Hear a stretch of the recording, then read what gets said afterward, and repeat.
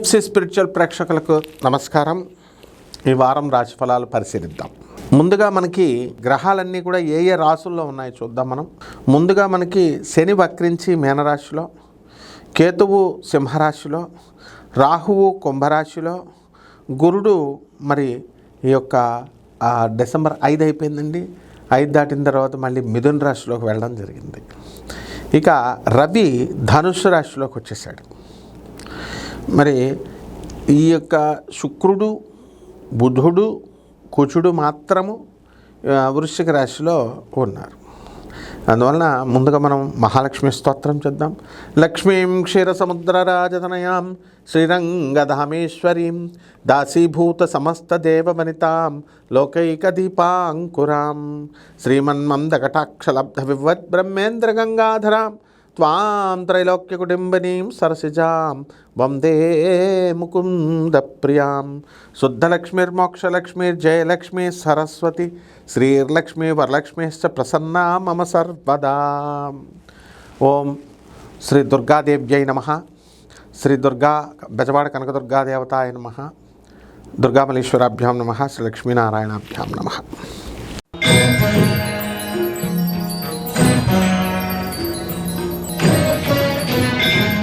తులారాశి. ఈ తులారాశి వారికి అందరికీ కూడా ఈ వారం ఇబ్బడి ముబ్బడిగా డబ్బు వస్తుంది. కోర్టు వ్యవహారాల్లో సక్సెస్ఫుల్గా ముందుకెళ్తూ ఉంటారు.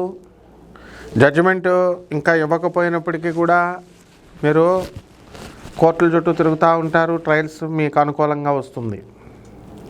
అలాగే ఆదాయాలు బ్రహ్మాండంగా పెరుగుతాయి. మీకు ఖర్చులు కూడా చాలా అధికమైనటువంటి ఖర్చులు ఉంటాయి. వివాహాలు, పిల్లలకు సంబంధించినటువంటి ఖర్చులు, వీటితో ఇబ్బడి ముబ్బడిగా ఖర్చులతో ఉక్కిరి బిక్కిరి అవుతూ ఉంటారు.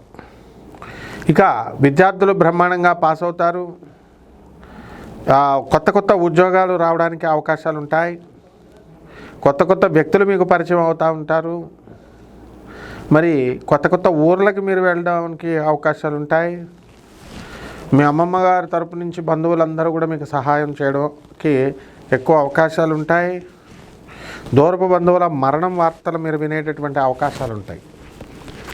అలాగే ఈ రాశి వారికి అందరికీ కూడా పోగొట్టుకున్నటువంటి ద్రవ్యం అవనివ్వండి, బంగారం అవనివ్వండి, అప్పులు అవనివ్వండి, అవన్నీ కూడా మీకు తిరిగి వచ్చేయడానికి అవకాశాలు ఉంటాయి. అంటే మీరు ఇతరులకి అప్పు ఇచ్చేసారు, అవి ఇవ్వట్లేదు మీకు ఇన్ని సంవత్సరాలుగా, అవి ఇప్పుడు మీకు రావడానికి అవకాశాలు ఉంటాయి.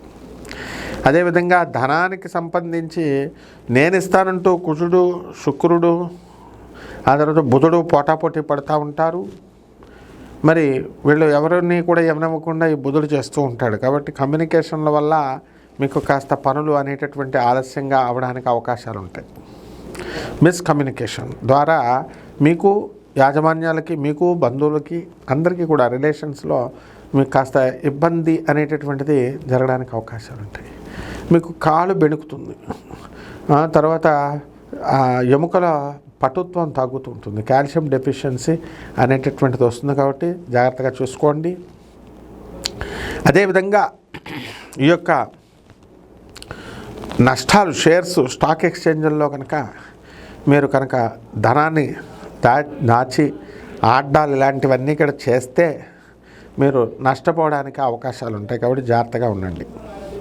ఇక సినిమా ప్రొడ్యూసర్లకి సక్సెస్, సినిమా హీరోలకి సక్సెస్.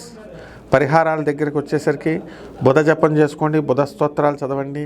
బుధుడికి కిలోం పావు ఈ యొక్క పెసల్ని, ఆకుపచ్చ రంగు ఉన్నటువంటి వస్త్రాన్నిచ్చి పేద బ్రాహ్మణులకి బుధవారం నాడు ఉదయం 7 గంటలకి దానం చేసుకోండి.